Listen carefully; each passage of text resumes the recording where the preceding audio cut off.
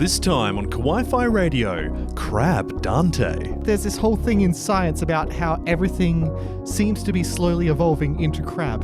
Oh, yes! Everything evolves into Dante. Dante evolves into Crab Dante. Oh my god. We finally review I Want to Eat Your Pancreas. First things first, I want to talk about your pancreas. Wait. And we end up talking about Western sushi. My favorite is one called a Yakuza roll. It's from the... It's poorly animated and only available on Netflix. Ava launch! Tetsuo! Kaneda! Onii-chan? It's over 9,000! Nani? Configure the language logic interface for Japanese. Kawaii-Fi. Kawaii-Fi. Kawaii-Fi. Kawaii-Fi Radio.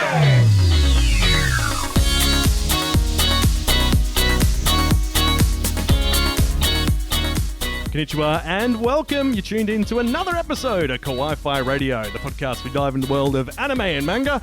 I'm Kyle. I'm Luce. And joining me are my co-hosts, Kenny, Tifa. You're what? I'm Luce. And she's back, the wonderful Kieralee. Hello, how are you doing? Great. Yeah. Yep.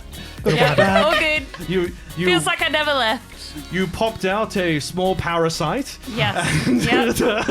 And now I have a little gremlin. You have a little gremlin. Yes. But yes, we're very glad that you survived your pregnancy ordeal and Yes. are back with us to talk about wonderful, uplifting things such as pancreas cancer.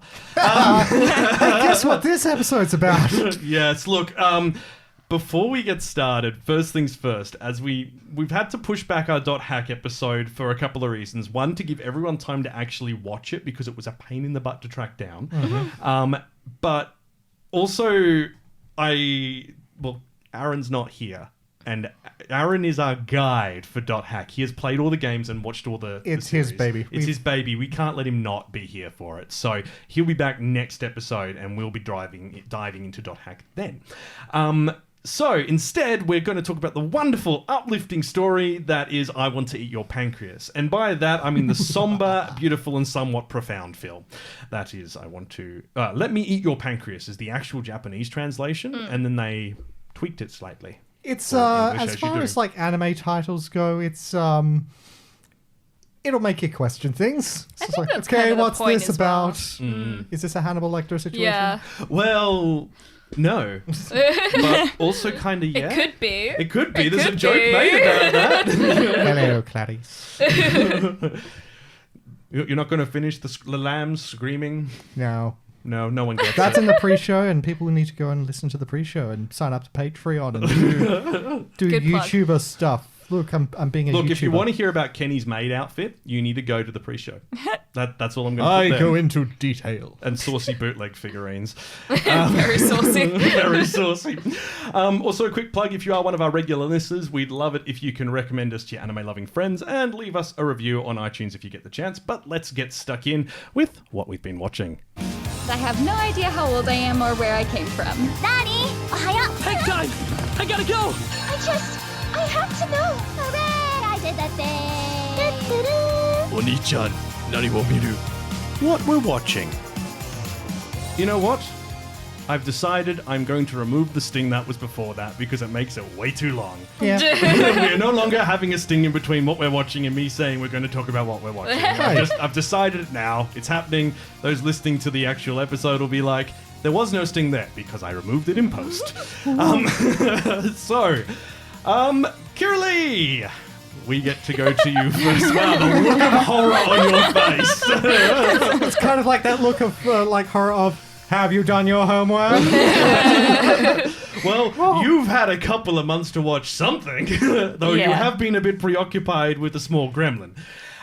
What have you been watching in the past couple of months? Well, so I've been reading a lot of BL, and so then I stumbled upon a BL anime, which I'm quite excited about finishing. I haven't quite finished it yet, but yes. So this is Sasaki Tomiyano? Yes. Yes, and I think this was this year.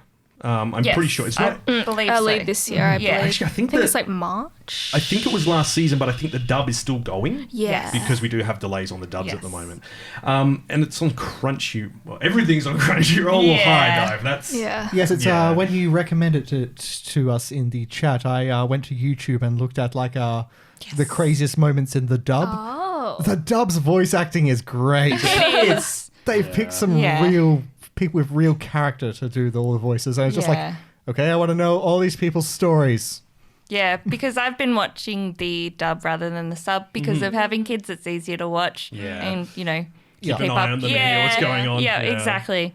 And because of kids as well, I've had to keep it very G-rated.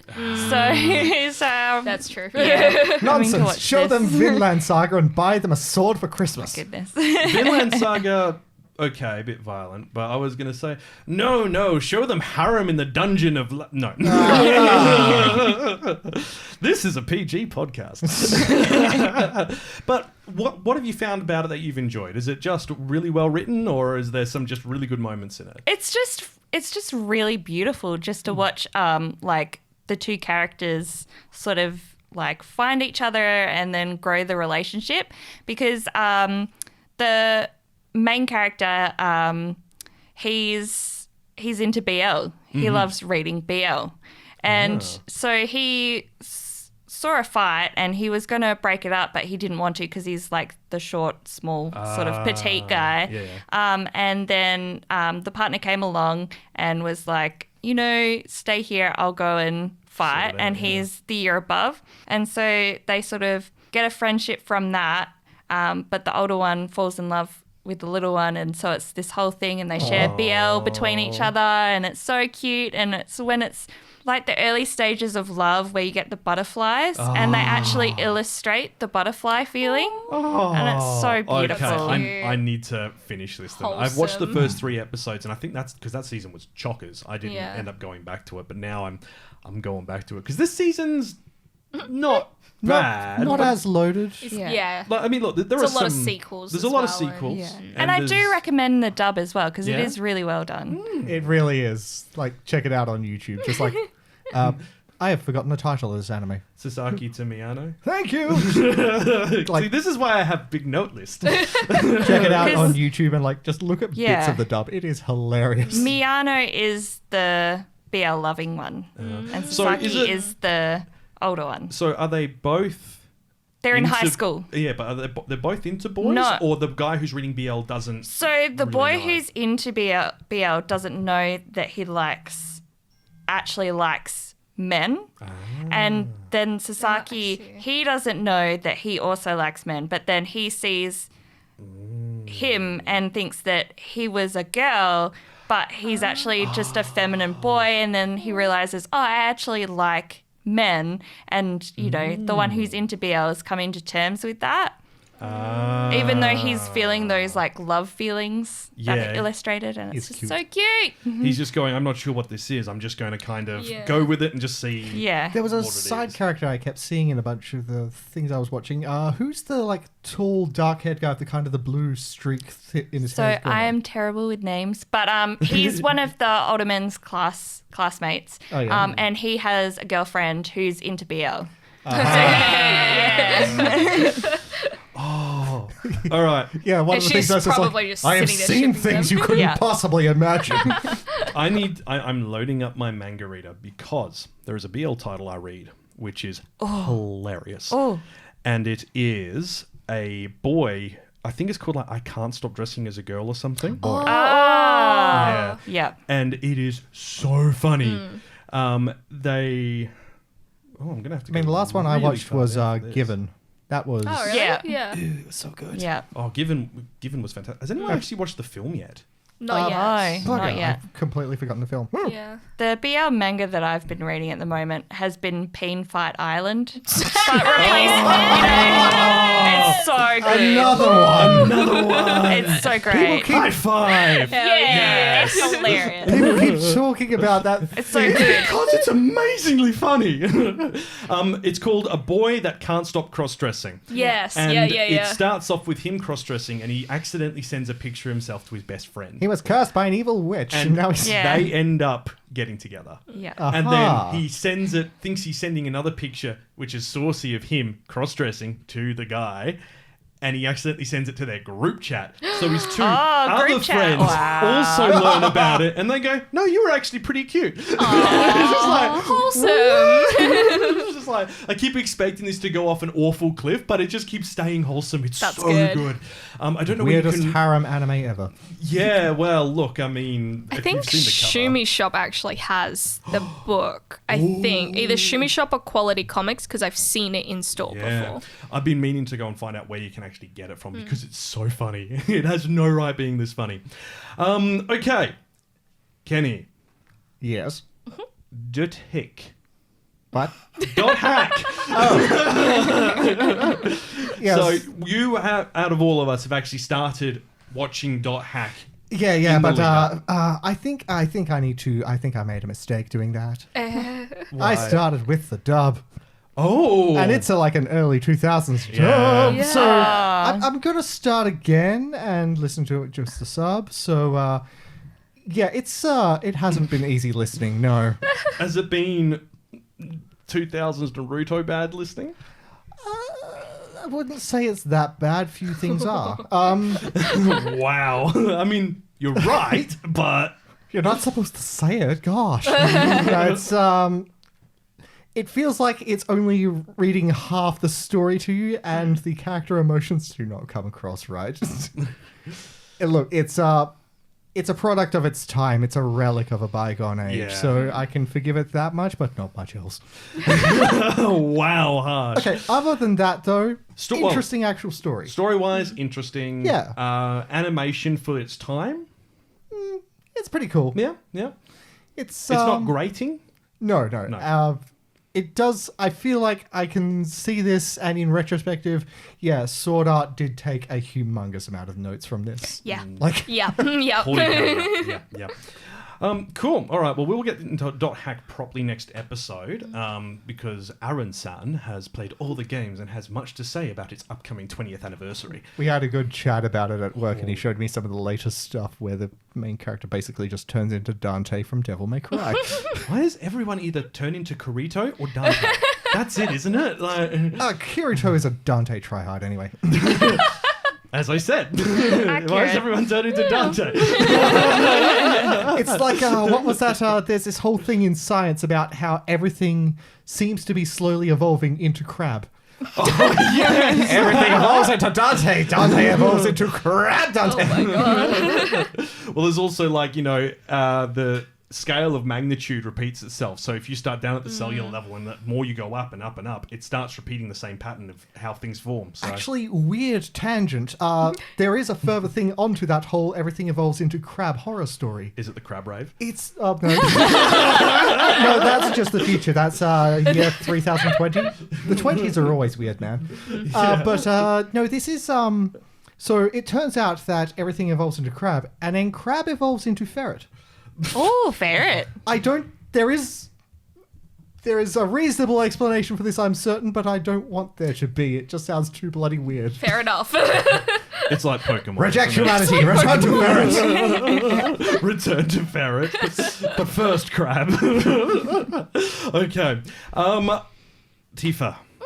You have been watching also a back catalogue title. Mm-hmm. It's to do with lavatories. Oh, yes. It's spooky, it's toilet-bound Hanako-chan. Yeah, What that are you was- thinking?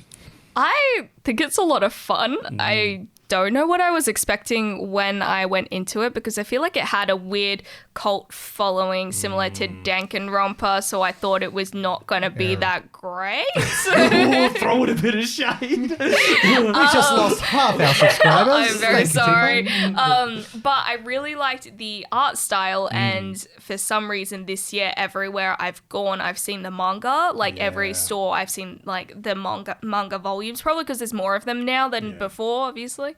And the art style was really interesting, so I wanted to watch the anime. And firstly, I really liked that It's So got like a very unique style. it does have a very unique style. It's kind of fun because it feels like a manga when you watch it, but it's very well animated. It's not still frames we keep talking about the but it's pretty good and pretty funny. I like that Hanako, Toilet Bound Hanako was actually a boy instead of a girl, like the traditional story, because most of it is about traditional stories or legends of like ghost stories within Japan, and then they kind of do a little bit of a spin on it as well. There was a different anime, Other Side Picnic or something like that I thought was going to be that's what I thought that was going to be like, but that ended up being very boring, and this ended up being more fun than that, so which is so strange. This is the Other Side Picnic one, like it has all of the hallmarks of being something like awesome and X-Filesy and crazy. It really but did. Kind of doesn't. Yeah. Well, it kind of just fizzled after 3 episodes. Exactly. I agree. I feel bad about that. I realized that because I think you were watching it that season. I watched the first 3 episodes, but started watching episode 4 and went, I'm just not feeling it. Yeah. It had interesting ideas. It started but, well. Yeah. Oh my god, what if this becomes the new, what is it, Ghost Stories? Oh my god. It failed in Japan, and it's brought over here and is just dubbed into oblivion. Look, unfortunately, it already has a dub by Funimation. I don't think we will actually ever see a Ghost Stories again like that, because they now know that they can sell it international even if it's bad, and Crunchyroll will buy it. Crunchyroll, you're bringing down the quality of weirdness. If Crunchyroll doesn't buy it, Netflix will. Yeah, that is and true. They will torture it. Yeah. So I have some big news. I finished Naruto. Oh, wow. I finished Shippuden, finally. Yeah. How many years later? How about Boruto, though? haven't started Boruto yet. Don't. Don't. Read the manga. Don't bother with the anime. I'll watch it in Japanese. I won't watch it dubbed, and I'll just Still don't watch I'll it. skip through It's it. got interesting bits, kind of. I'm just saying the interesting manga, characters. like the anime takes maybe 200 episodes to get to like chapter 3 of the manga. What? It's really bad. It's not good at all. I didn't even know that. That's... What? There's I'll a read the character. manga. Yeah, there's a character that I really love, Kawaki in Boruto, who shows up in the first episode. You get this awesome fight scene in Boruto between him and Boruto, kind of like standoffish, and that's when they're older. So you know that it's building up to that. But then you don't see that character for like 100 to 200 episodes in the anime. But in the manga, he comes in like 10 chapters later. What? He's like the big important character. He's such a great character. His story is really interesting. So and Boruto just, is doing exactly what original Naruto did. Yeah. It does. They could have fixed all their mistakes, but they did didn't. not. Hang on a second, just thinking about Kawaki. He's got kind of the long coat thing going on, the kind of the roguish, thuggish demeanor, the kind of the hair thing. He is Naruto Dante.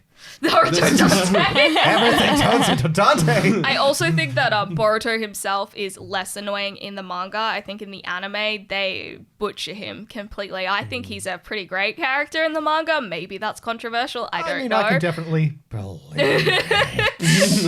I just think they make him so whiny because they make that story between him and his dad of being like, oh, my dad's not home. Like, he's the 100 freaking things. Hokage. Yeah, but like, so in the manga, right, it's like, oh yeah, my dad's not really home. It kind of like sucks. And Naruto's like, oh man, I never was raised by an actual parent, so I didn't know how to parent. And then Boruto realizes that, and the fact that what his dad does as Hokage, probably like after 20 chapters, 10 to 20 chapters, and he very quickly catches on. Like, I think 5 chapters in, he's like, oh, okay, I'm starting to get this. 200 chapters of whining, my dad doesn't love me. Yeah. It's like, he does though. He really do. But yeah, no, I've still got, I think, a couple of filler episodes left. But they're good filler episodes, not bad filler episodes. So it's the last couple of episodes of Naruto's wedding, which is hilarious. Like, I've just had the Rock Lee one. I'm like, what the? Yeah. Okay. So what's the next? You're going to start on One Piece?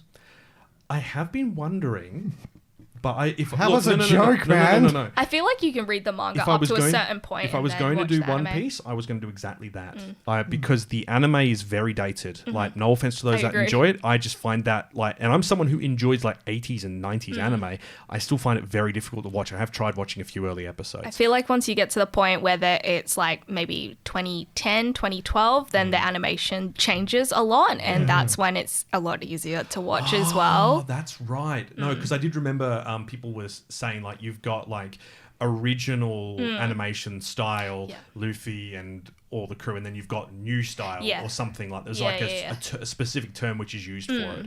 That made me go, oh, okay, that animation does look quite nice. Yeah. But especially with One Piece Red coming out, I'm quite interested to know. I really want to go watch that. Yeah? Yeah. All right. You know what? I'm going to read One Piece.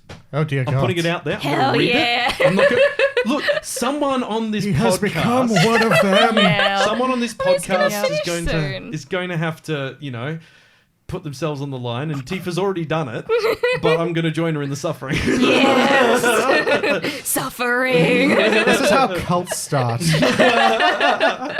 But look, I mean, this is the thing. If it's a good story and there's no filler, which is like I hate filler so much. I highly recommend the Naruto manga. and the curry of life. Oh my, don't get me started. Do not get me started. Like, I love Rock Lee, but that story arc annoyed me so much.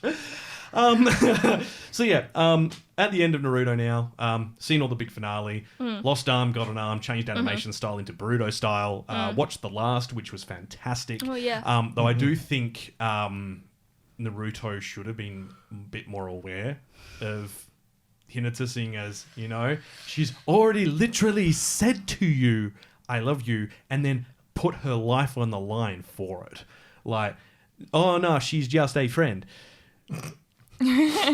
Dude. Like, we know you're dumb, but you can't be that dumb, right? That's like someone going, don't put your hand in front of that giant swinging blade, it will cut off your hand. I lost my hand. Like, he's not that dumb. He's smarter than that. But look, I really enjoyed it, and it was once again, as I love to bring up, it was the Tail of the Bamboo Cutter. Yeah. So, it's cool how they did that. Also, I just love it's like, QB's fighting on the moon. I'm sorry, what? Yeah, we've got a telescope pointed at the moon, and the QB is fighting on the moon. Why does everything always end up on the moon? Why I not? blame the Japanese. I blame Dante. Well, I mean, No, I blame the Americans because they went there. I've been playing Final Fantasy 14 again, and my character has just landed on the moon and needs Wait, no really? spacesuit. Yeah. Really? No spacesuit. no spacesuit. There are bunny people on the moon. I mean, okay, that fits in with the whole... Short ones. Yeah, no, that fits in Like- with the whole, like, bunny on the moon thing from Japanese mythos. Oh, Yeah. that's actually a thing. Yes. Yeah. Okay. Yeah, I need to do a thing on that too. Thing on everything. A thing on everything. I also still need to obtain 6 flying horses. Are you going to become Santa? Yes. Is that what it's for? I don't know. I'll deliver packages of meat. From your graveyard. Please subscribe to our Patreon to know exactly what that's all Pushing about. it hard this Yes, episode. I am now a YouTuber. All right, so look, let us know what you've been watching this fortnight in the comments section or over on the socials, whether it's something old or something new from this season. Obviously, try and keep it PG. We do know about a certain isekai series this season which used error boxes for its censor bars this week, which was hilarious. But come on, be good. Come on, we don't want to get zooked. Let us know what you think, and I think we should actually get on to something saddening. Kawaii-Fi Radio. We'll be there on time. There's 20 minutes of ads. Cinema Club.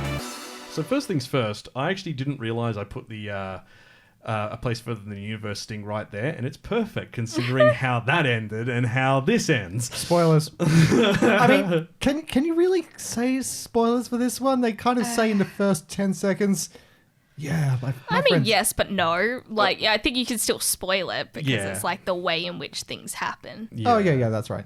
All right, so She turns into Dante. last time. Oh my god. okay, first things first, I want to go around the table. Tifa, had you seen this before this week? No. Kieralee, had you seen it before this week? Yes. Yes. Kenny? The Venom cut. Oh my god. And I had not. Okay. So, Kieralee, you knew what you were going into. Did you see it in the cinema? No. Okay. What did you think when you first saw it? It's just upsetting. Like, it's just upsetting for me. Okay, well... I mean, it kind of is. It's like, you know how it ends, sort of. But, but you don't know. I just realised I haven't said it. We're talking about I Want to Eat Your Pancreas. Just so that's clear. All right, so this came out in 2018. It was Studio Voln, V-O-L-N, and that's actually an acronym for Visiting Old, Learn New. And it's founded by ex-Madhouse producer and director Keiji Mita. They haven't done a massive amount. I think they've got about 12 different anime projects to their name. But you honestly wouldn't credit that. It's like the animation in this, everything about it, from sound design to animation, voice acting, it's all so crisp. Yeah, it's beautiful. really good that, like, considering it's, I guess, a slice of life drama sort of thing in a way, the way that they move is so different. I feel like as well compared to normal animes in that genre, they're so fluid and everything it's just good. Mm-hmm. So I think the first thing I need to say is I'm so sorry. I asked everyone to watch this, and not because it's bad, because this just hits hard. Yeah. It's wonderful, and you know, at its heart, it's drama and relationship focused film, and you all know I'm a sap for romance and relationship films. So, what's the story? Well, second film before we do that, this is definitely not a family movie, even though it's PG rated. This has some pretty heavy themes, but it also has a theme which could be considered triggering for some people. Fair enough. Not suitable for very young viewers. I think if your kids are in their teens, yeah, it's fine. It's just aware they're going to be crying for most of it. So, this is about a bookworm who's deeply detached from the world he resides in and is firmly convinced that no one has any interest in him. He then stumbles across a handwritten book titled Living with Dying while at the hospital. This secret diary belongs to his popular, bubbly classmate, Sakura Yamauchi, who confides in him about the pancreatic disease she is suffering from and her approaching death. His general disinterest of others means that he's the only person who has treated her no different upon learning her secret, with only her family aware of her condition and her friends being kept in the dark due to how it could impact their lives. Sakura won't leave the boy alone, however, finally having someone to share her secret with, and he eventually agrees to accompany her for her remaining days. He succumbs to Stockholm Syndrome. Which isn't a real thing. As the duo spend time together, their bond strengthens, interweaving through their choices made with each passing day. Sakura's unpredictability turns the protagonist's passive way of life on its head, forcing him to look at what it truly means to be alive. I know you're mulling over me saying Stockholm Syndrome isn't a real thing. Okay, but how did they test this on a cat to see? On a cat? Do you know what I'm talking about there? You need to sign up to the Patreon. No. That's not where I saw that That's going. not where I saw it going either. Stockholm Syndrome was because everyone kept going, that seems like a How really can they odd truly thing. test that though? Yeah, I know, right? But it's the same thing as like an... this is going to go like way too deep into like psychological. Yeah. Like if you live with an abuser and you are the person that's being abused, you can still fall in love with them but not really fall in love with them, and that would be considered Stockholm Syndrome, right? Because a person that is abusive and is cruel to you and entraps you can still be kind and nice at the same time. So it's just kind of like, and that's how domestic violence also happens. So saying that like Stockholm Syndrome isn't, I don't see how you could measure that, you know? Yeah. It's just, yeah, I don't know. Yeah, well, look, this is the thing. So, Stockholm Syndrome has not historically appeared in the Diagnostic and Statistic Manual, which is the widely used as a classification system for psychological disorders, as many believe it actually falls under trauma bonding or post-traumatic stress disorder. It's no consensus about the correct clarification. So, the terminology but it's that still real. Well, the way they describe Stockholm Syndrome doesn't fit in with the psychological classifications of how a coping mechanism works. There's no extensive body research or consensus to solve the argument, and that's the problem, and which is so no, it's not. I feel like real. this is also like one of those things where this is going to end up getting too political, but yeah. because most of the people that do this kind of research are male as Yeah. well, and it's usually females in history this that is true, actually. undergo Stockholm Syndrome and are the ones that saying that they realized that they weren't in love or didn't care about like all that kind of stuff because their captor was male and the person was female, and it becomes a way of survival as well, and then you fall into the lie that you've been telling yourself to live, and that becomes Stockholm Syndrome. So I feel like it's kind of hard to measure when there's so many different It's actually factors at play. No, you're right. So Jess Hill, 2019, in her 2019 treatise on domestic violence, See What You Made Me Do, Australian journalist Jess Hill described the syndrome as a dubious pathology with no diagnostic criteria and stated that it is riddled with misogyny and founded on a lie. She also noted that the 2008 literature review revealed most diagnoses of it are made by the media and not by psychologists or psychiatrists. So it's a term used outside of practice. In particular, Hill's analysis revealed that Stockholm authorities, under direct guidance from Bejerot, responded to the robbery, which this is the case of, in a way that put the hostages at greater risk from the police than from their captors, which apparently led to the coining of the term. So it's like you're more worried about the person trying to rescue you is actually more dangerous than the person you're with, and that's where the idea came from. She observed that not only was Bejerot's diagnosis of Enmark made without ever having spoken to her, it was in direct response to her public criticism of his actions during the siege. Hostage Kristin Enmark, who was during the siege, was granted a phone call with the Prime Minister, reported that Palm told her that the government would not negotiate with criminals and that you will have to contend yourself that you will have to die at your post.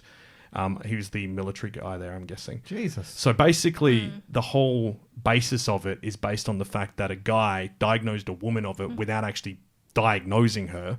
Wow. Yeah, without ever actually doing it for her and based on his own perceived views. You know, That's I know really I did messed this, up. I know I did this bit for like a joke, but now I also feel like I've learned something. I wish I had a now you know stick.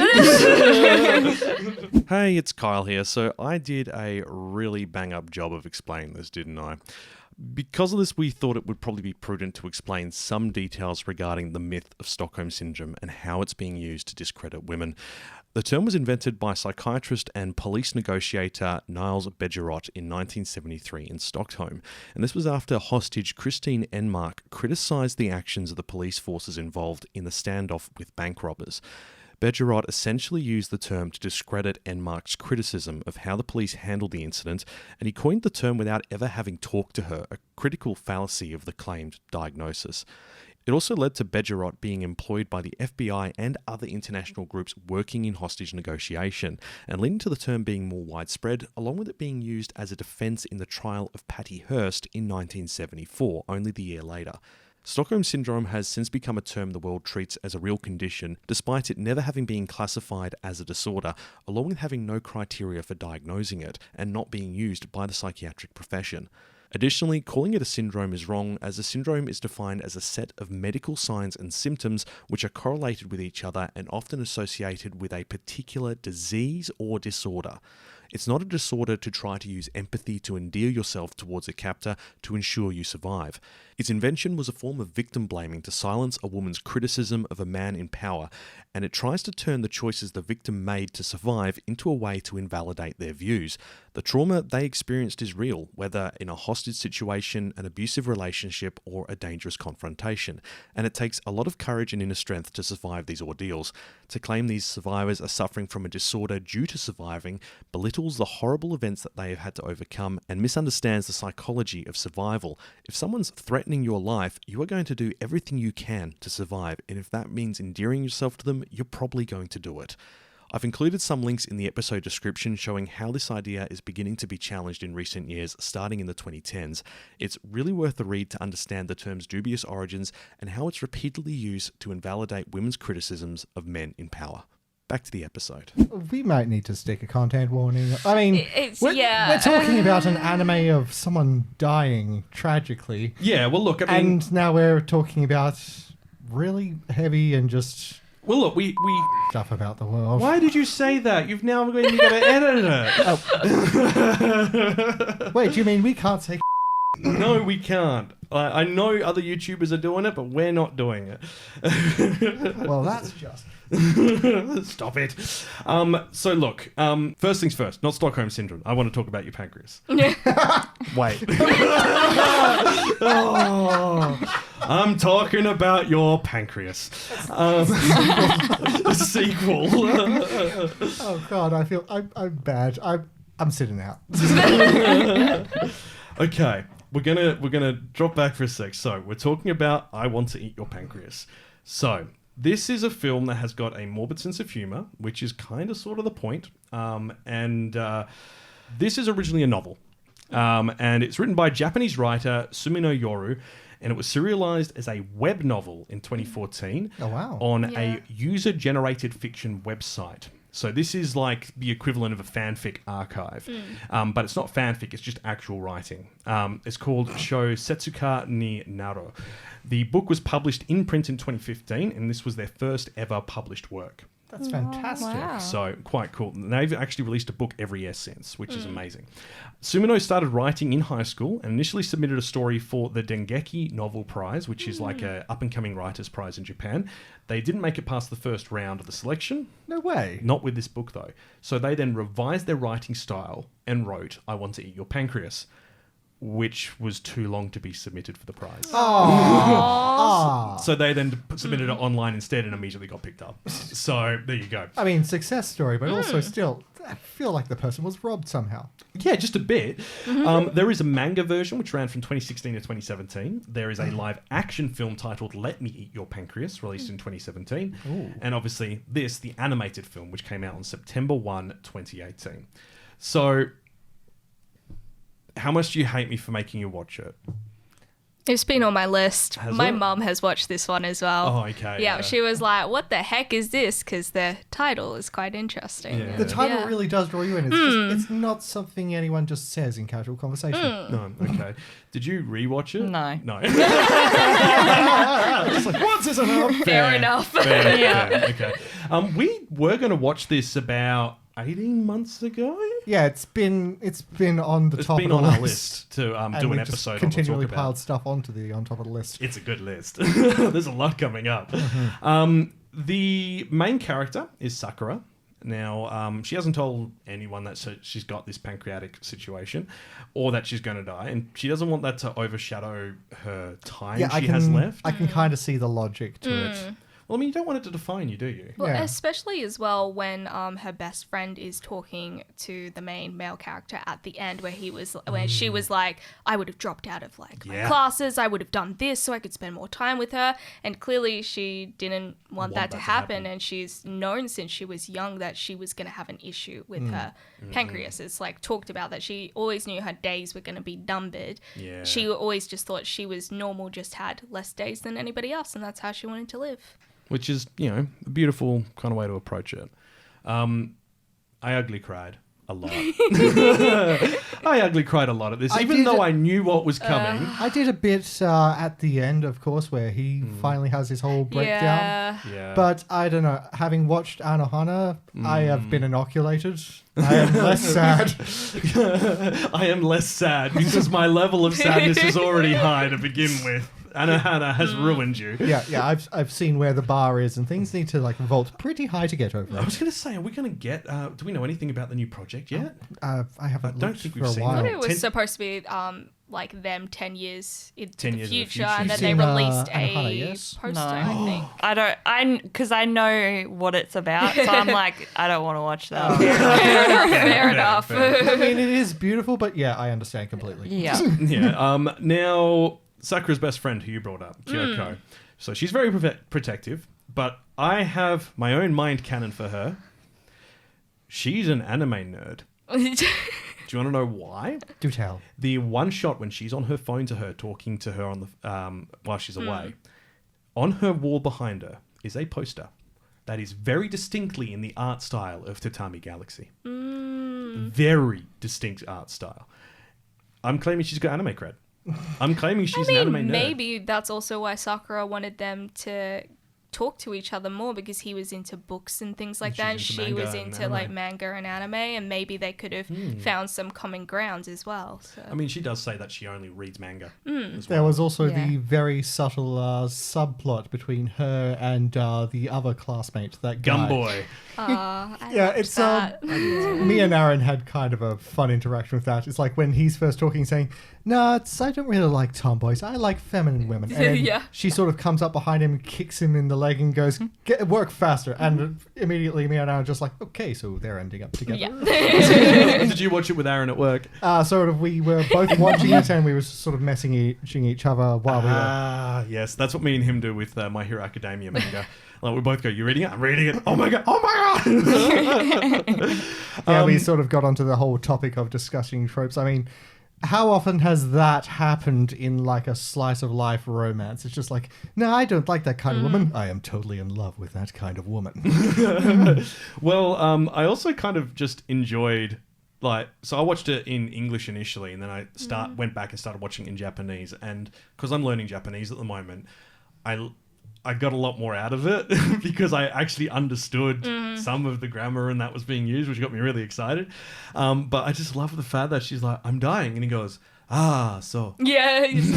So it's literally the equivalent of basically saying, "Okay." Yeah. Which Kenny sends to us a picture of Saitama's face Going, up, One Punch okay. Man. Going, Yeah, legit. It's like, felt It's how a he little- responds to everything as well. He's just like, so this. I felt So a this, little so this. bad about it, but I also didn't. I mean, look, you've got to take some of the sadness out of it with comedy, and they do a really good job of that as well. I also thought that maybe the English dub actor was overacting her. No, she's exactly like that in Japanese. Like, I'd actually say the Japanese version of her is even more energetic than the English dub, which is impressive to say the least. An English voice actor toning it back. Who'd have thought? No. Don't be horrible to them. I will not. I mean, I will. Now, something caught my eye because I'm a massive nerd. Yes. So, in the scene where Kyoko confronts our male lead, he drops the book he's been reading. And the title pops up on the screen, and it's Kokoro by Natsume Soseki. Hey, as in the one we know? No, Oh. no, different. Natsume Soseki is one of Japan's most well-known writers of the 20th century. He's huge. And the book Kokoro is a sequel to another book, which deals with it's basically, did everyone, because we all went to school in Australia, the book The Outsider?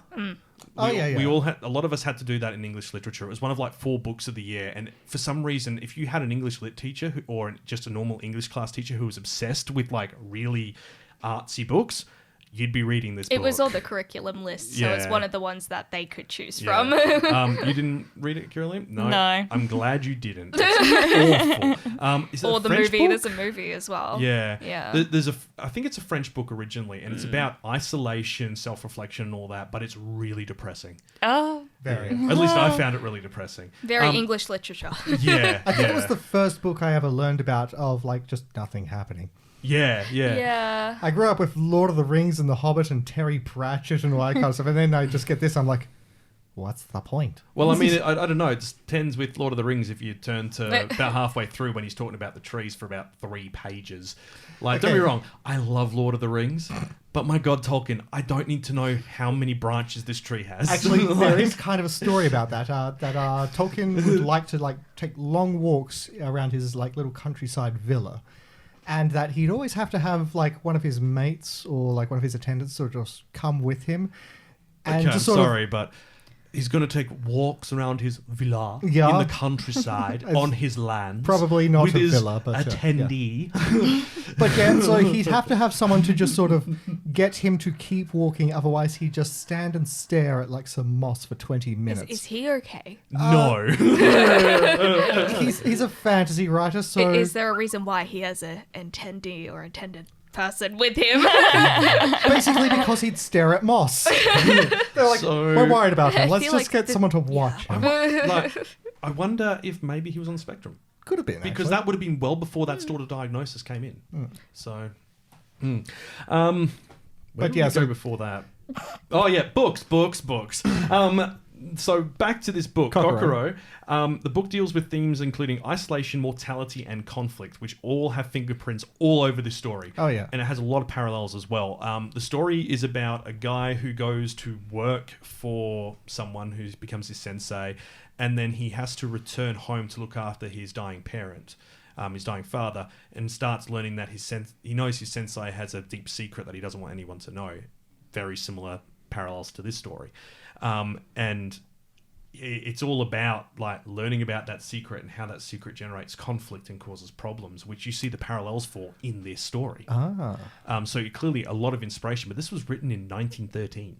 Like, it's ancient, relatively speaking, like over 100 years now, and it's still repeatedly brought up. We've seen this story brought up as a book someone from a lit club is reading in more than 6 anime in the past 10 years. I went and had a look back and I'm like, my God, it has shown up repeatedly in the literature club, and it must have a special place in Japanese culture. So I thought that was really quite interesting that they actually put it in there as well. I could pretty much expect, that sounds like one of those big, heavy books that just sort of everyone knows about. It's probably something like how, you have to read about Anne Frank when you're in school. It's like a historical thing that's part of what they learn about. I'm trying to remember, what was the other one where it was like it's basically the Australian equivalent to The Outsider. It's like a guy, he goes on holiday, gets stuck in a game of 2-Up, loses all of his money. He's a school teacher originally. I'm not sure I know that one. No, that was part of the curriculum as well. I was just thinking about Jasper Jones. That's not Jasper Jones. Okay, good. Kieralee sitting here going, I didn't read any of these books. No. What books did you have to read in high school? Do you remember? I can't remember any books that I read from high school. Fair enough. I didn't read. Did you fail at English lit? No, not everyone takes English lit. I didn't do lit. I did normal English. Oh, right. And I still did had English to do lit. those. Yeah, well, English lit, you got away It's with the a lot more. same books, but you do less books in English lit. They just pick out a couple and you just do it more in depth. I was That's gonna say, the difference. Did everyone here see Gattaca? Yes. How many times did you see it again? 7 times. For school. Yeah. And for religion class too. Oh. Yeah, so I had this one teacher, the English teacher, Mr. Mueller, I think. This is like Name dropping right a now. long time ago. I don't think he's a teacher anymore. I think he's retired. I had him for English, and I also had him 2 years in a row for the religion class in high school. So I was there from year 8 to year 12. Every year I watched Gattaca, and there were 2 years where I watched it twice. Wow. Because he was obsessed with the film. I love sci-fi. I cannot stand Gattaca. I've only seen it a few times, and only one of them was for school. And good movie, interesting themes, but oversaturation is going to make you hate it. Yeah, with a burning passion. Wow. Yeah. Good to know. I had the option in year 12 to, because you for your exams, you're like, pick a film to use as your review. I'm like, I'm not using Gattaca. I'm using literally anything else on the list other than Gattaca. Let me tell you about Shrek. I don't know Shrek's on the list, but No, I mean... it's not. Is it not? It should be. It should be. You were correct. Start a petition. As is typical, it was an Australian film called The Bank. The Bank. It was about a bank foreclosing on a guy's parents' farm. He comes home to find his dad hanging in the barn. Oh, And, lovely. There was a lot of those. Hooray Yeah. for more In heavy English, issues. Australian Content English, warning for yeah. everyone. Yeah, and then look, if they're willing to let year 10s and 11s watch Yeah. this, Christ, yes. You Yeah. make a valid point. Probably the same had Jasper to Jones be is signed off on it. No, I swear, at least like Really? 5 of the books that I had to read for school all had suicide in it. Sorry, Yeah. content warning for Yeah, that. content That's warning. actually Jeez. saying the word, but yeah, it was not good. it was not good. He then becomes a brilliant banker, joins the bank, and then makes them He manages to make a prediction model for when the economy is going to shoot up or shoot down, and he lies to them and tells them it's going to bottom out. So they take all their money out the market and the bank collapses because the economy flies through the roof to a new high, like 300% in this story. Okay, that sounds like fun, It though. was That sounds like the long game. it was several brilliant Aussie actors in it, but Wow. it was just like that's a tale of revenge. I remember movies for high school, but they were Star Wars Episode 1 and The Matrix. Interesting. Wow. Yeah, our think I English watched- teacher was a nerd, and I enjoyed Yeah. him. On the note of teachers. My religion teacher I mentioned in my in the pre-show, and You should subscribe to the Patreon. they let us watch Scary Movie in religion class along with a couple of other films. But let's get back on topic. We're well off topic. Yeah. Australian education English systems. I want to eat your pancreas. Okay. This is beautiful. I loved it, even though I knew it was going to hurt me. And I don't think anyone, when you go into it, see it ending the way it ends. Even though you know how it's going to end, and then the movie just says, sucked in. It's like, it's not going to It go gets worse. how... You kind of get an inkling just before you go, oh, okay. And then the next 5 minutes, you just...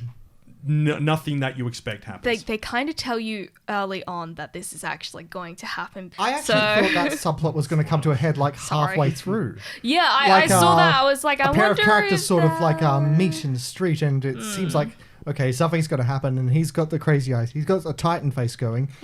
and then nothing happened. Yeah, that was just sort of a thing more than anything. Yeah, he was just a... Sorry. That's he was a bum. Demonetization. He was just no good. It was just bad. I'm just going to go put sensor noises in. Sorry. It's all right. I got the timer written down. I think as well, I don't know if this is like a being in my 30s thing, like getting older and coming to terms with mortality. Like there's a lot that changes as you age. Like if I had to watch this when I was a lot younger, I would have been like, oh, it's so horrible, death, blah, blah, blah. And then as you age and you experience death through whether that's family members or through people you've met, it starts becoming a more normal part of life. Yeah. And I think you become, I don't know, less afraid of it, but maybe not less afraid of it, but more aware of it and more understanding of it, I guess, is probably the thing. Because we've had, like, between myself and Emma, quite a few deaths in the past few years, and we're now quite familiar with that emotion. We can deal with it. Whereas before, I was terrified of, anyone dying, which is, I know it's an awful thing to say that I've gotten used to it, but yeah. I mean, watching this kind of reminded me of being in high school because there was a lot of people in my high school that went through similar things as this girl went through as well. And like I've experienced a lot of people around me. What? Like, so I've known a lot of people that have had cancer and that have died at quite young ages and have died from car crashes or things like that. Your high school sounds terrifying.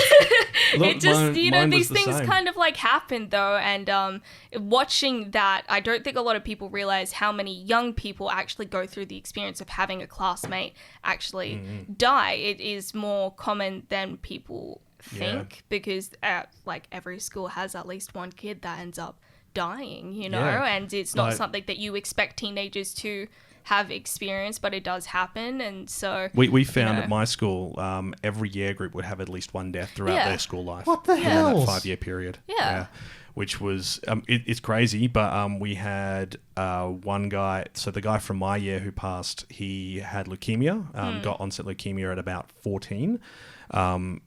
Completely destroyed him, and then he passed away. We had a school ceremony for his casket and everything. He was a big part of the student body.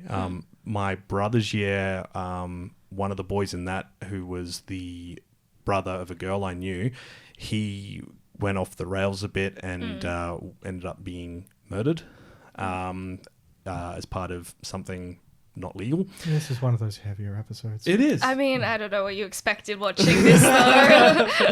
But yeah, and then there were plenty of others from the other year groups as well, and it's just something that we don't consider. If you're at a smaller school in particular, the chances of it happening or being something you experience are a lot less likely.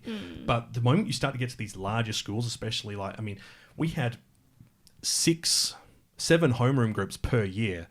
So that's around 300 to 200 students per year group. So in a school of, five tiers of years, you've got 1,000 students. 0.1% of that, which is, in 5 years, the odds of losing someone's pretty high. It's just... Yeah. I grew up in a little country town, so... I was going to say, you had 100 people at your school. I'm sorry, no, more than that. Was yours high school and lower school combined, or? No. Primary school was across the road. Sorry, doing maths. 200, sorry. It was a good, 500-600. Oh, okay. Was it Yeah, like yeah. a catchment area for the whole region? For the whole Margaret River, I guess. Yes. Yeah. There's not more than 500 people in Margaret. You're lying. I kid. Yeah, it's like it's got a dusty road still, and there's people that sit outside playing the harmonicas, going, "Hey, we don't take kindly to your top round here." He ain't hurting no one. I think it's like terrifying for me having kids Yeah. to see, There's Someone something go like through that. it. Yeah. Yeah. Oh yeah, your true. perspective is certainly a different one, and yeah, I get it's to quite awful. see that in the next couple of years. Well, hopefully. Good luck. You're like, your sleep will be gone. Yeah. Oh, but I mean, your two little ones are nice and healthy at this point, aren't they? Yes. Yeah. I mean, even though they were both early births, but Yeah. and they're bringing you much joy. Yeah. But But just also- to watch something like that and think that, you don't really know, Yeah, and like there might not be much you can do. I don't know. Yeah. Have either of them shown like any kind of destructive No, he's tendencies? not saying they do. No, it's like I remember accidentally disengaging the handbrake on my mum's Lily car is when I was young. Lily's a wild one. She jumps all over the place. She's Yay. my goodness. Get her in gymnastics. Yeah, it's expensive. Oh no. Yeah. Parkour instead. Yeah. Not as expensive, but the medical bills are higher, so it evens out. Just buy a crash mat and just jump on the mat. She's interested in skateboarding. Ooh. Okay. Yeah. Good. Lots of health insurance. Not only that, now an Olympic event. That is true. True. Throw her at a skateboard, see what happens. Very, very young fall. competitors at the Olympics as well. Like Yeah, wasn't the 16-year-olds, girl- 14-year-olds. I was going and to say, stuff. wasn't there like a 13-year-old girl who won gold? Yeah. Yeah, like That's pretty brilliant. cool. But look, this is a film that you should watch, I think. I don't think it's a film that you need Just to be prepared. watch Prepare to repeatedly. cry. But this isn't as bad as Grave of the Fireflies. It's not that saddening, but it is confronting if you're not used to dealing with these sort of themes. Anohana certainly felt like a much heavier kick to the guts, but yeah, this one still hurt. I think this one tries to be a lot more lighthearted as well, which helps Yeah. a lot, I think, with the themes that it does discuss. Yeah, I mean, like the some background as well for the name of it. There's this whole idea that if you eat a part of, if you eat someone else's pancreas, it will cure your pancreas, which is an old sort of myth. It's not true, but There was also a myth on top of that. They go into this in the movie that by eating a part of someone else, their spirit is now Yeah, part soul. of you. which I was about to go on and say, the line he responds is, "No thanks, your soul's probably really obnoxious." Yeah, that was great. That's great. And she was like, "Yep, sure is." He just wakes up later and goes, "Oh gods, I'm haunted, aren't I?" The sequel, she is a ghost and haunting him. There is a sequel. Yes. The story does finish quite abruptly, but you should wait for the post-credit scene. It does wrap up the story nicely. It's set 12 months after the events. Yeah, that was like my main criticism of it, was that this ending really? is very abrupt. I think that worked really Oh, it well does for the work. story. That thing, it works in the context of like what the main characters have been talking about and trying to push the main bloke to be. So I get it, but just for a second I was just like, oh, that's kind of jarring, but I get it. Yeah. I also think as well, like, it does kind of help with the messaging of it as well, because, like, we always think, oh, someone passes away, it's the end, it's done. But life does go on. Like, it's as horrible as it might be. Life does continue, and that person will always have an influence, a part to you. And I think... Provided you devour their pancreas. Back to your graveyard. So look, go and watch it. I believe, because I've got the DVD sitting there, I think it was on No, it's not on Funimation anymore. It's not is on it? anything anymore. It's on YouTube. It's on YouTube. It's on Okay. Google Play. You can rent it. You cannot watch it on Crunchyroll or That's Netflix. right. It used to be on Netflix. It's no longer Oh, on Netflix. God's Netflix. So yeah, Stop that. you got to pay $4.99 if you want to rent it That's out from one of the right. things. Yeah, that's what I was going to say. Apple TV is $6.99, YouTube $4.99, and Google Play Movies is $4.99 as well. Rent it off YouTube. Do yourselves a favor. No, don't give any of them money. Don't give any of them money. Oh, well, to be fair, I would probably feel comfortable giving it to Apple, at least because their production stuff is at least interesting. You know what? I hate to agree with you. But it's $2 more But you expensive. must. the $4.99 might be the American price, and it might not be showing the Australian price for us. Bugger. And the Apple price might be adjusted for that price. Just get a mate to buy the DVD and then steal it from them. Okay, Therefore, you get it for free. I Want to Eat Your Pancreas is also on Netflix in some regions. So it's just not in Australia anymore. So you should invest in a VPN from Surf. ExpressVPN. No, we're not sponsored by anyone. So until they sponsor us, they get no free plugging. Express Nordshark VPN. Okay, let's move on to what's been breaking anime news. And my God, there's some really big stuff. Kawaii-Fi Radio.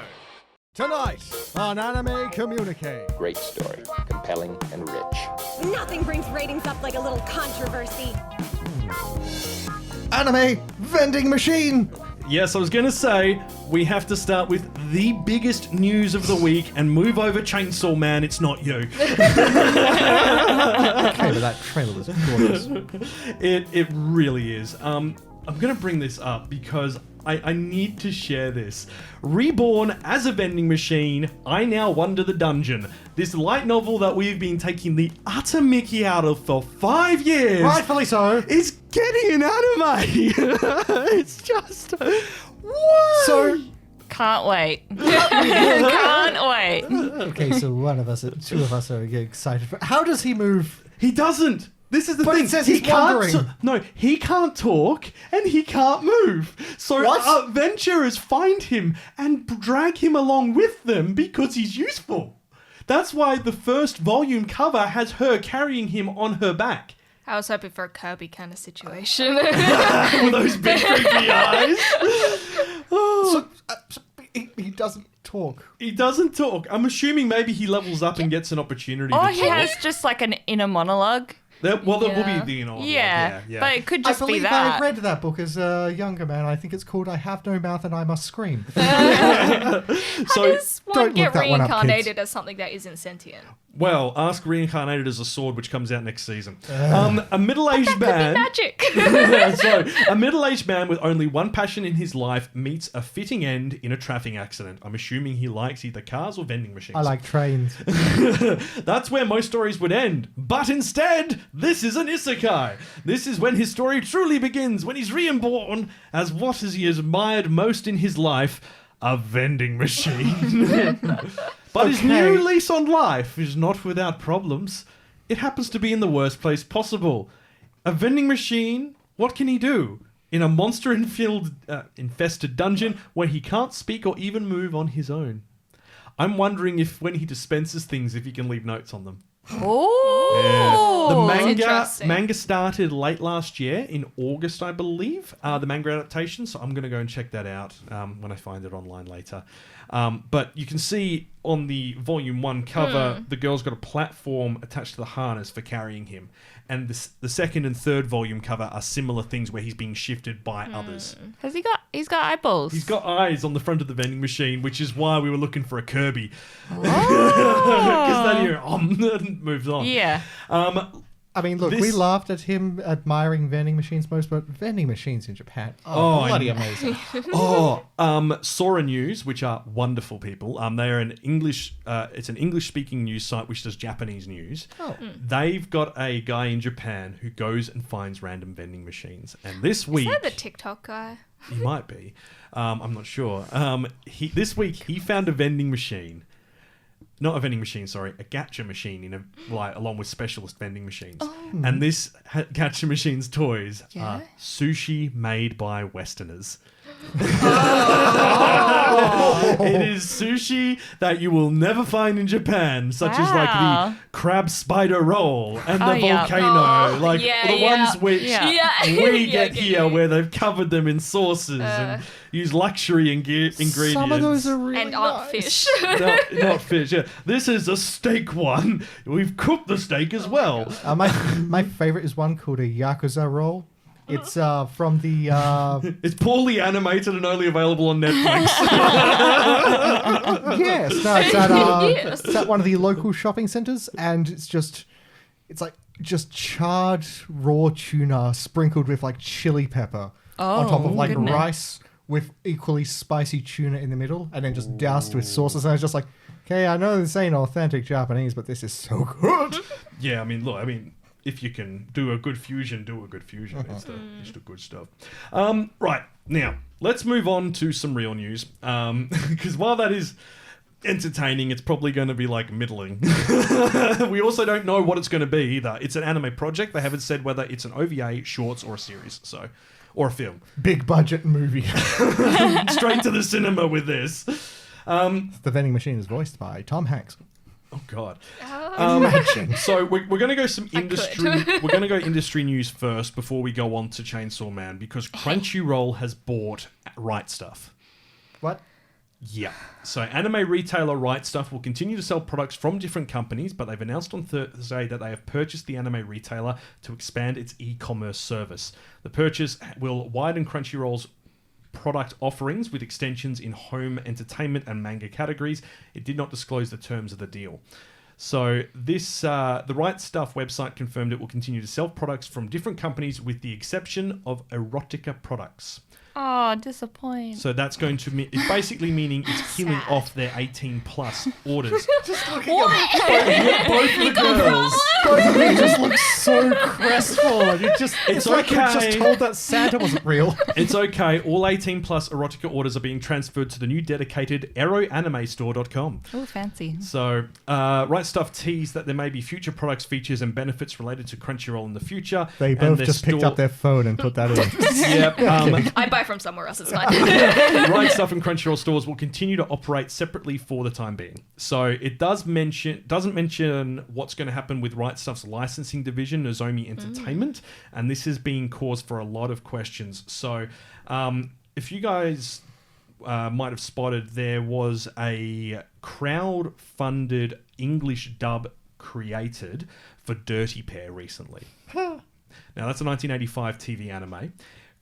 That was jointly kickstarted by Right Stuff and Nozomi Entertainment, both who are underneath the Right Stuff banner, which made them go, what's going to actually happen to the release of this product now, because it's due in the next few months. So they've announced that if you have kickstarted that and backed it, you are still getting it. It's not going to disappear. And if anything, it might actually end up on the Crunchyroll catalog.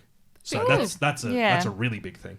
I also am confused because I have a feeling that Right Stuff has a connection to the retro anime platform that we don't get, Retro Crush. And I'm a bit worried that could kill it. Bugger. I don't take my word on that. I haven't got it here written down. I cannot find the exact details, but I do remember seeing something about there being a connection between the two, and that would really suck because they've got some amazing stuff on there and they're ad funded. So, that's fantastic for something that would generally be just sitting there and not being used. So the Right Stuff team are apparently joining Crunchyroll's business, so they're not going to be losing staff by the sounds of it. So at least there's no job losses. But Right Stuff do some amazing things. It's where I got my Neon Genesis vinyls from. Yeah. Yeah. Cool. Like...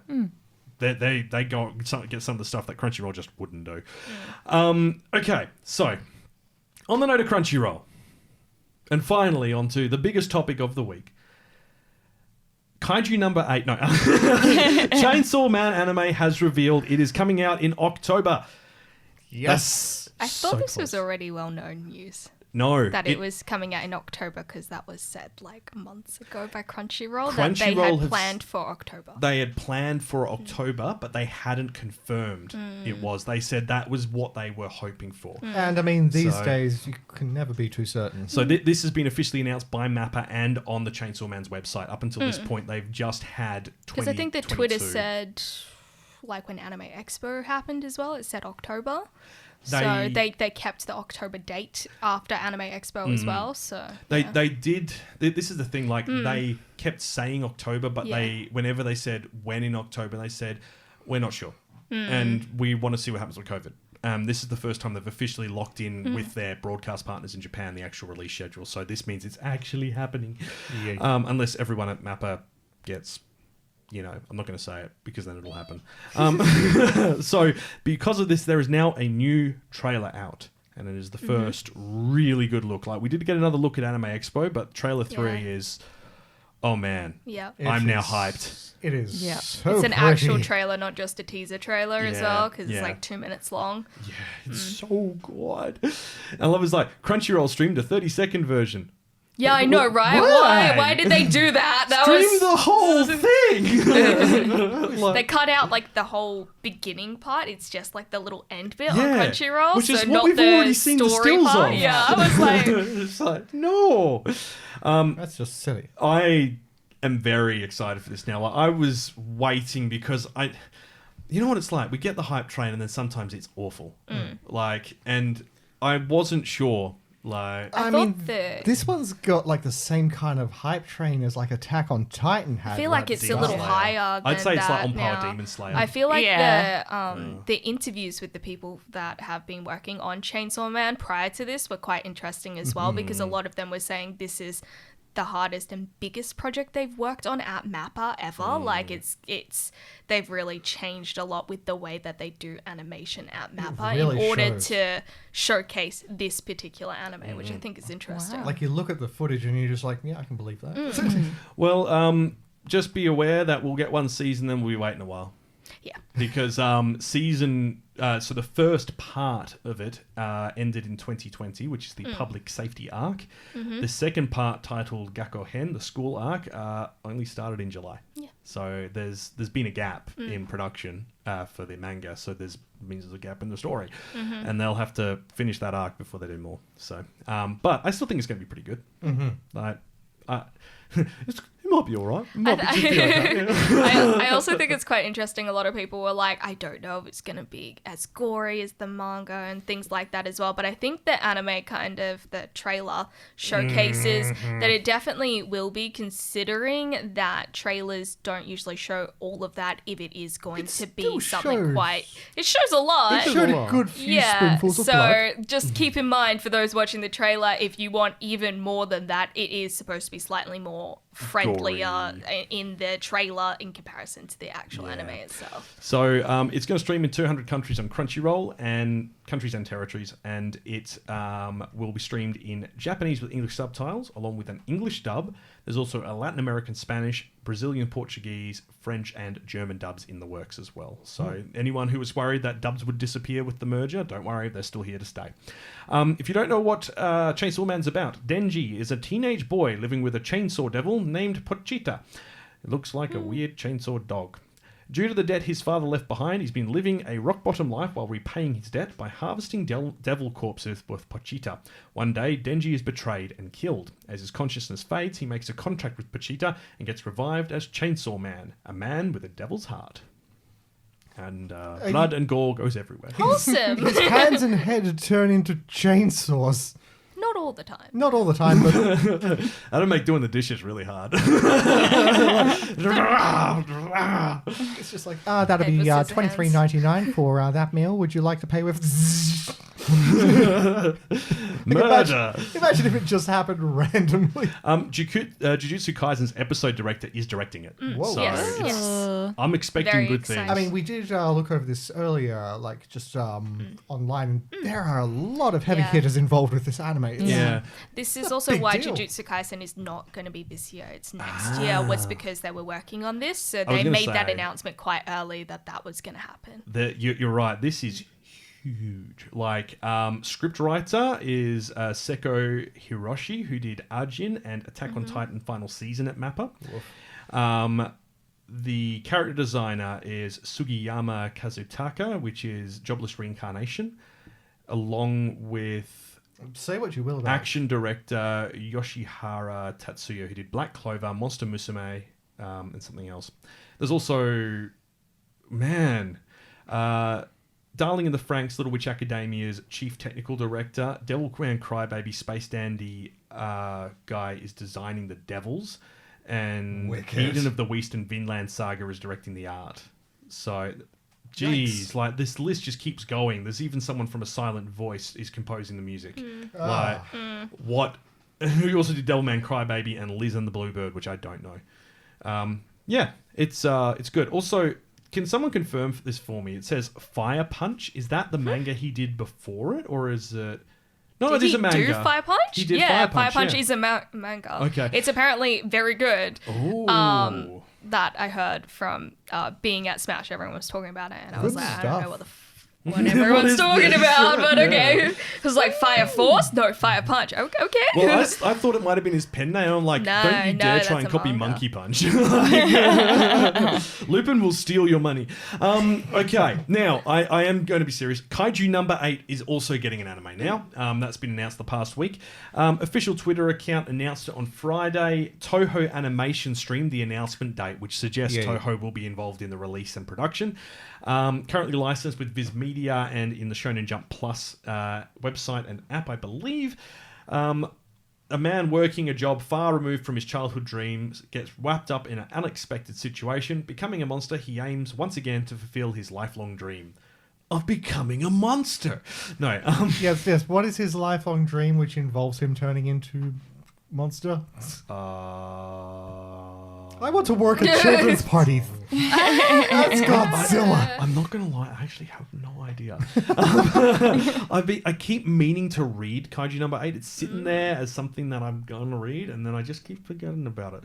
The to read, to watch list is a horrifying thing. It definitely is. Now, the last thing that was on this list is dub related. Hello. And it's quite important, this actually. Laid Back Camp anime is getting an English dub. And I think, is it out now or is it this Tuesday? I think it's this Tuesday. This Tuesday. So Crunchyroll have announced on Monday that it will stream an English dub for the first season of Afro's Yuru Camp, starting Tuesdays at 5 p.m. EDT in the States. English voice cast is pretty extensive. I don't really recognize many of the names. Morgan Lorey is doing Nadeshko, but she's also voicing the Pinecone. Nice. Apparently, they bothered to say that's important enough to mention. I mean, yeah, Maybe it's she just a wanted- they recurring wanted it to- character. Yeah. I don't know if it's that recurring, but Totally is. Could Celeste. become more recurring. It is now going to appear It gets its own OVA. Yeah. in the dub cut. The dub cut. She has done a lot. This is Garrett Morgan. Stuff in... Wow, she's been there. Whoa, okay. She's been in a lot. So she's got chops. She's Red Current in Ancient Magus Bride. Meg in Assassination Classroom. It just keeps going. There's a lot. This is like a juggernaut.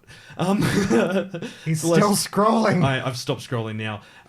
Celeste Perez was My Dress Up Darling as Suzuka in episode 5. Kuma Kuma Puma Bear. Horimiya, Realist Hero. Saint's Magic Power as Sei the Saint. Wait, who's the narrator? Narrator is Ian Sinclair, I believe. Kind of weirdly sounds familiar. It but totally I don't- does. Why is yeah. that? Yeah.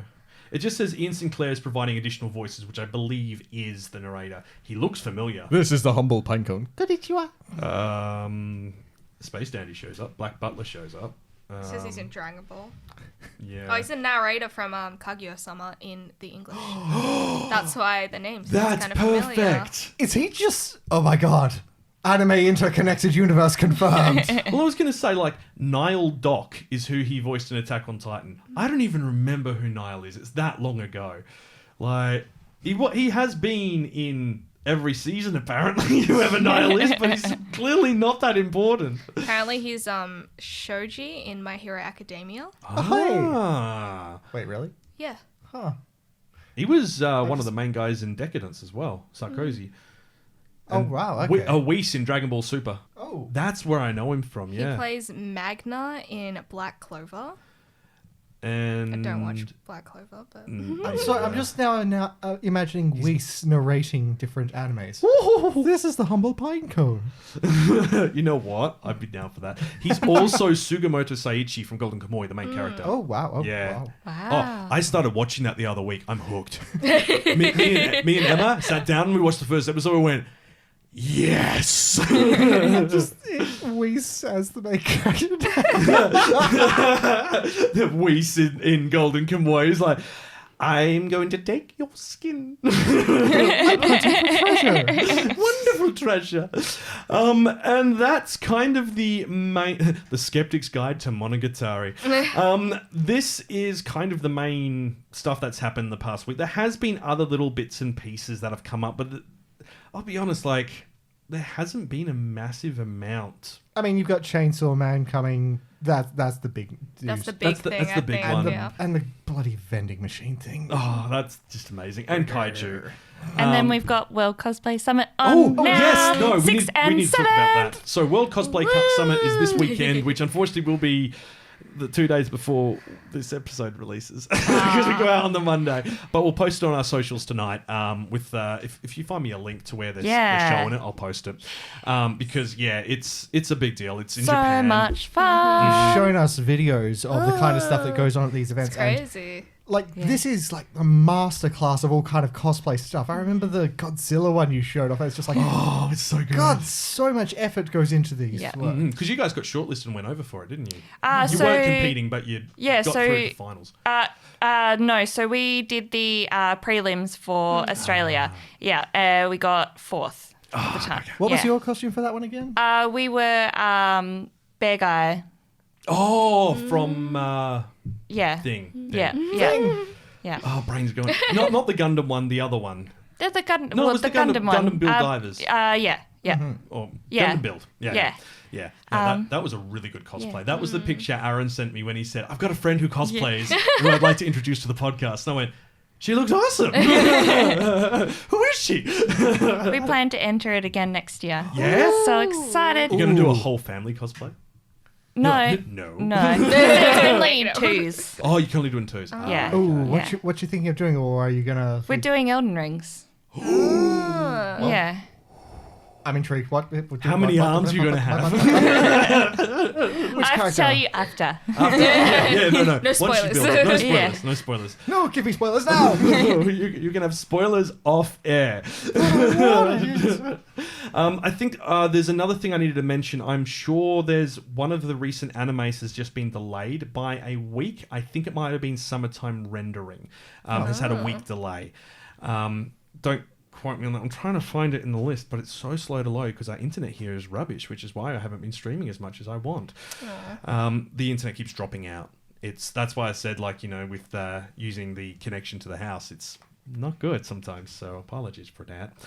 Look, I'm pretty sure it was Summertime Rendering has a 1 week delay, but if it's not Summertime Rendering, then it's one of the main new shows this season, so it's not a sequel. I do remember that. Hey, it's Kyle here, just doing the editing for this episode, and I thought I'd pop in here and say that it's actually Uncle from Another World, which has had its anime delayed. Its 5th episode has been pushed back to August 17 due to COVID infections rising in the studios involved, which is Atelier Pontdark. Hopefully they're all doing quite well, but 5th episode is just going to be delayed until August 17th, with the 6th and 7th episodes continuing on the 24th and 31st of August. And that's kind of it, unless anyone has anything else news-wise they think should be brought up. I'm turning into Dante. Is that newsworthy? No. Kawaii-Fi Radio.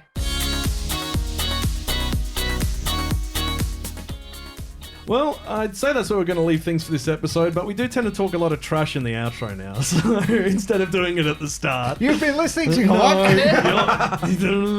You got to do last week. Last week? The week before? It's been three weeks almost? Because we recorded early, straight after we went and saw we Princess Mononoke. Next time, Aaron will be back in the studio, and Dot Hack will be indeed getting a good look at. Dot Hack Signs kind of shows its age, but some of the films are still really good looking. The sub-verse dub wars shall rage again. You thought there was going to be a sub-dub war based on this week's episode. Yeah, Really? that's true. Well, because remember I said, I'm not sure about her voice in the chat, so I went and then watched the Japanese. I'm like, no, it's the same. It does match up. And Kenny's like, no war. So Kyle, which is better, the sub or the dub? Answer quickly, your life may depend on this. Sub. Oh, okay. Look, I think sub has more context for this one in particular. Yeah, and I think, it helps because I'm learning Japanese. If I wasn't learning Japanese, I'd say it either way, whatever you prefer. But in this case, I think with the context, like some of the subtitles aren't what's being said on screen. That is very true. Like, they're not. That does happen So a lot, you want to though. watch it dubbed with subtitles? No. No. That would be the worst of both worlds. With Japanese subtitles? subtitles. And then machine translate those into English with no German context. With German dubbing. Yeah, that'll be fantastic. It'll be just great. It'll be great. Now, if you enjoyed what you've heard, subscribe buttons. You're strange. All those sort of things. So make sure you join us for extra episodes in the future. And if you are listening on YouTube, hit that like and subscribe button and let us know your thoughts in the comments section. And on that note, we do have those monthly anime-focused videos on the YouTube channel, so links in the description for that. Patreon. I think we've toted that. I think we talked about Patreon, but I'll just bring up that we've got grave digging, saucy bootleg figures, Mario, Kenny's maid costume, cat brains, which we're sorry for, and picking locks. Yeah, it's not a very nice story. I'm sorry. We I have love my suggested cat. alternatives to the use of cats in medical science. Yeah, potatoes. Or a baggins. What's this? Anyway. No. Yeah, there's stuff on there. Go do it. Thank you to the Patreons who are supporting us. We love you very much for it. We're going to buy ourselves a pen. Yes, we make money off Patreon enough to buy a pen. It will be a... I actually haven't taken any of the money out of It will be a Patreon. It's mediocre sitting there pen. for when we need it for the probably the website or for one of the major purchases we need going forward at the new studio. Oh yes, on that note, I have walls. I don't mean here. Not here, but I've got them. I've got them somewhere. No, the pad went down in December on the new house, and the walls have gone up in the past week, and the fence also came down. It's been very stormy here. It's been very windy. stormy and wild, which is why I didn't do any videos this week, because on the second floor here you can hear everything. Oh no. Yeah, it's very lucky it's quiet today. Yeah, that window rattles a lot in the storm. Ah. Yeah. Wicked. So it's wicked. We are coming to you Not live for from the this middle of type a of hurricane. recording. That'd be good for like the Halloween style episode where it's a horror. It's like Spoopy. but we might already be in another house by then because we moved back in with my parents when we sold our house. And now we're living with my parents, who are also building, who are going to be moving in the next 2 months. And they're like, you can stay with us in the new house till your new house is done. So Lots of moving. Lots of moving. So we're going to move there, set up, and have even less room, and then we'll eventually move into the real house. So yeah, the videos are going to get a bit weird, and we're hopefully going to start live streaming the podcast. Yes. Scally. And we're not going to Why? put makeup on. We can set up the camera there, No. so it's just behind Are you sure? me. I'm going full hobgoblin. Okay. I'm going go. I'll be your All the gremlins. emotional support goblins right here on the podcast for you. I love that term. I have to thank Dee, one of our former presenters, for it. It's so good. If you do want to join the Kawaii-Fi community and see some of the dumb stuff we share on social media, go to the social media. There will be memes. There'll be memes. And the Cosplay Summit, which, will already be up there once this podcast goes out. So you can find us on Facebook, Instagram, Twitter, TikTok, Discord. I don't know what else will be thrown on, but whatever it shows up, we'll do it. I think that's it. That's it. Is that it? Yeah. Yeah, that's it. That's it. You gotta say it? Do you want to say it? No, I you- one of you want to say it? Do you want to No. say it? Do you wanna say- No? No. Okay, all right. No, none of us are gonna say it. No. Should we do it in sync? Yes. All right. You've been listening to Kawaii-Fi. You've been listening to Kawaii-Fi Radio. Thank you so much for joining us. And until next time, watch some anime! Gotcha. You're banned.